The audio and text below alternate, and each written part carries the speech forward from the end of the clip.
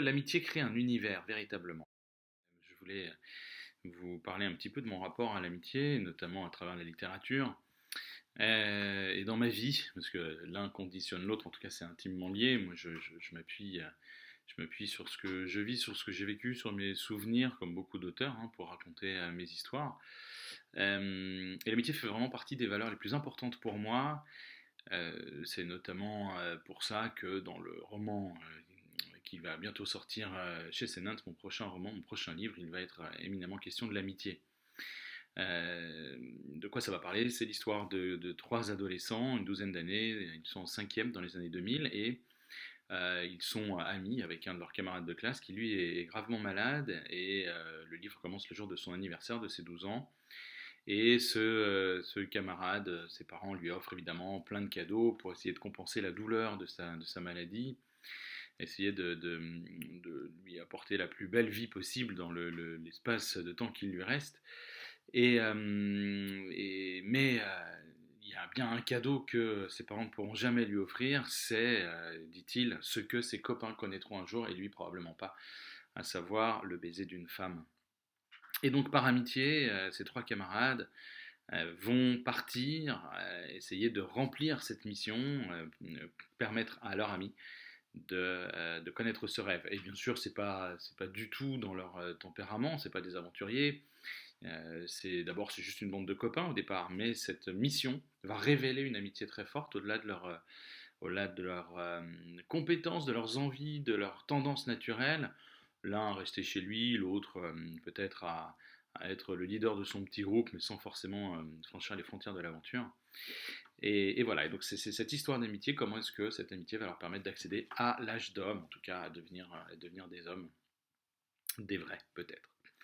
Euh, donc voilà le thème de ce prochain roman et ce rapport à l'amitié, eh bien pour moi il est très ancré dans mes lectures. Je me souviens par exemple d'un de mes premières révélations littéraires adolescent quand j'ai lu Les Poneys Sauvages de Michel Léon. Dans Les Poneys Sauvages, il est bien sûr là encore question de l'amitié.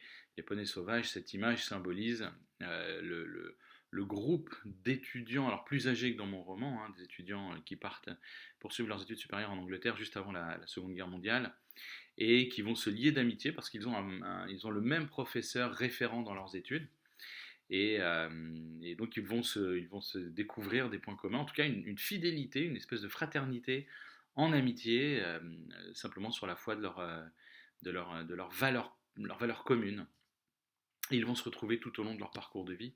Et j'ai été très impacté par ce roman, j'ai été très impacté également par d'autres romans de Michel Léon qui parlent beaucoup de l'amitié, peut-être à mots couverts, comme par exemple Un déjeuner de soleil qui raconte l'histoire d'amitié entre deux jeunes, là encore, deux jeunes adolescents qui se rencontrent pendant leurs années d'études.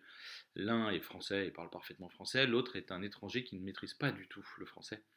Mais leur histoire d'amitié va aboutir à une histoire éditoriale absolument extraordinaire, puisque le non français va devenir un des écrivains les plus importants de sa génération et monter une maison d'édition avec son premier camarade de classe, donc le français.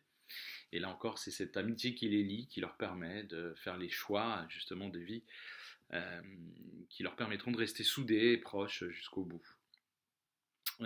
Toujours chez Michel Léon, il y a Le jeune homme vert, qui est là encore un parcours d'amitié à travers différentes générations, notamment le jeune homme vert rencontre son premier ami, c'est son père adoptif.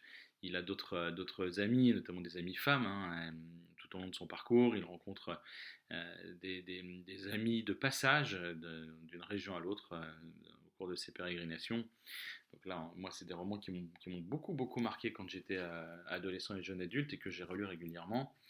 Également des amitiés moins ancrées dans l'adolescence ou dans l'enfance. J'ai été très très influencé, et aujourd'hui encore, par un roman que je relis régulièrement tous les ans, qui s'appelle Le Club de Leonard Michaels, un auteur américain.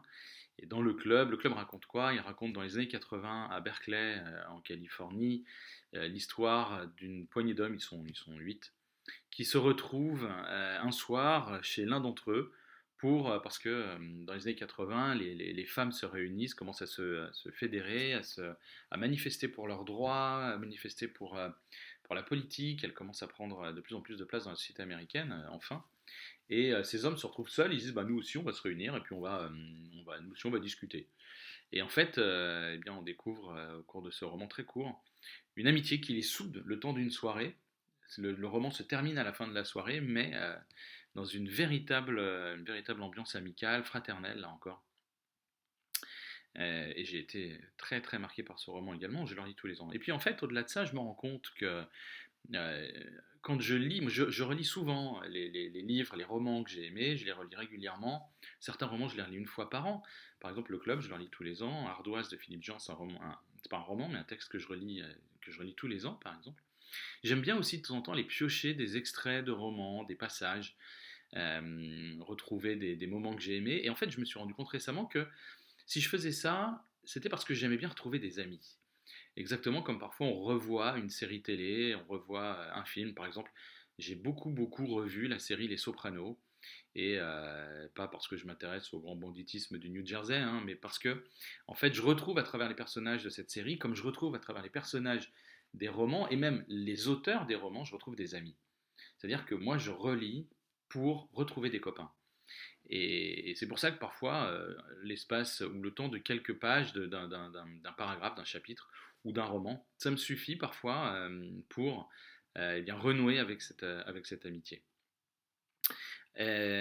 Comme on revoit régulièrement ses amis, et comme il est très agréable de savoir qu'on est toujours en lien avec ses amis, même de loin, les avoir au téléphone, ou ne serait-ce qu'une pensée qu'on peut avoir pour eux et qui réconforte, qui fait du bien. Et pour moi, l'amitié va même au-delà, c'est-à-dire que, et c'est pour ça que j'écris dessus, si je dois creuser un petit peu, du moins c'est un des leviers de mon travail d'auteur, d'écrivain, c'est que l'amitié crée un univers véritablement. C'est-à-dire que quand vous êtes ami avec quelqu'un, avec un groupe de personnes, vous partagez les mêmes valeurs, vous avez les mêmes codes, vous avez la même culture, la même histoire, les mêmes réflexes, les mêmes références, la même place, et qui n'est pas la place, la référence ou la culture que vous avez en dehors de cette histoire d'amitié, en dehors de ce club fermé qui lie des amis entre eux. Et donc c'est un véritable univers, un monde que vous créez au sein de cette amitié, et c'est un monde qui parfois s'affranchit totalement des codes sociaux que vous auriez en dehors de ce monde, hein. Qu'il est bon, par exemple, de se retrouver entre amis le temps d'une soirée ou d'un week-end ou même de vacances peut-être plus longues et de ne plus du tout parler du travail, de ne plus du tout parler de ses problèmes, ou au contraire, de pouvoir enfin parler de ses problèmes et d'être enfin écouté, entendu, soutenu par des gens qui nous connaissent et qui savent de nous qui on est profondément en dehors du rôle social qu'on peut avoir à jouer, volontairement ou non, en dehors de ce groupe. Donc ce petit univers un peu particulier, cette espèce de bulle, avec ses propres codes, ses propres enjeux, dans laquelle vous avez votre propre rôle, votre propre place, eh bien pour moi c'est très important. Et ça donne une véritable second monde, comme si on changeait de planète pour se retrouver soi avec des gens qui nous acceptent comme on est autant que possible et qui surtout partagent les mêmes valeurs que nous. Et ce qui m'intéresse, c'est que les valeurs ne sont pas des valeurs forcément politiques, c'est pas des valeurs de classe sociale, ce sont des valeurs qui vont au-delà. Ce sont des valeurs par rapport sur la générosité, qui ont trait à une vision du monde, à une éducation, à une façon de se comporter, de se soutenir les uns les autres. Pour moi, c'est ça, les valeurs. Et c'est ça qui va souder un groupe d'amis. Et je me rends compte que eh bien, j'écris moi pour aller chercher des amis parmi les lecteurs, des amis qui ne me connaissent pas, que je ne connais pas, mais avec qui je vais partager ces valeurs-là à travers ce discours un peu étrange, cet échange un peu étrange, cette conversation un peu particulière qu'on produit à travers le texte, puisque je fais une proposition, j'ouvre une conversation, je donne un avis, un point de vue. En fait, je pose surtout une question, est-ce que je vais rencontrer des gens avec qui je peux échanger sur ce point de vue, sur cette vision du monde que j'ai? Est-ce qu'on peut créer un club entre nous à travers le temps, à travers l'espace, à travers l'objet du livre? Et moi, ce que je cherche, c'est ça. Ce sont pas des critiques qui diront si mon livre est bon ou pas. Ça fait toujours plaisir d'avoir de bonnes critiques, bien sûr, et c'est toujours constructif d'avoir des critiques, pas forcément toujours bonnes. Mais c'est surtout ce lien que je cherche, ce lien d'amitié avec des lecteurs au-delà du livre. Quand j'écris, je me positionne pas en tant qu'auteur nécessairement, mais en tant que membre d'un potentiel groupe d'amis qui voudra bien accueillir ma parole, mon point de vue, et qui, par un échange sait-on jamais, au cours d'un salon, peut-être un jour, ou par des échanges épistolaires, ou même simplement parce que ça les fera réfléchir, eh bien, créera cette conversation avec le lecteur. De la même façon, moi, ça m'arrive de penser à ce qu'aurait dit Michel Léon ou ce qu'aurait dit Leonard Michaels face à une situation, à me demander comment j'aurais réagi si j'avais été le personnage d'un de leurs romans à un problème ou à un enjeu.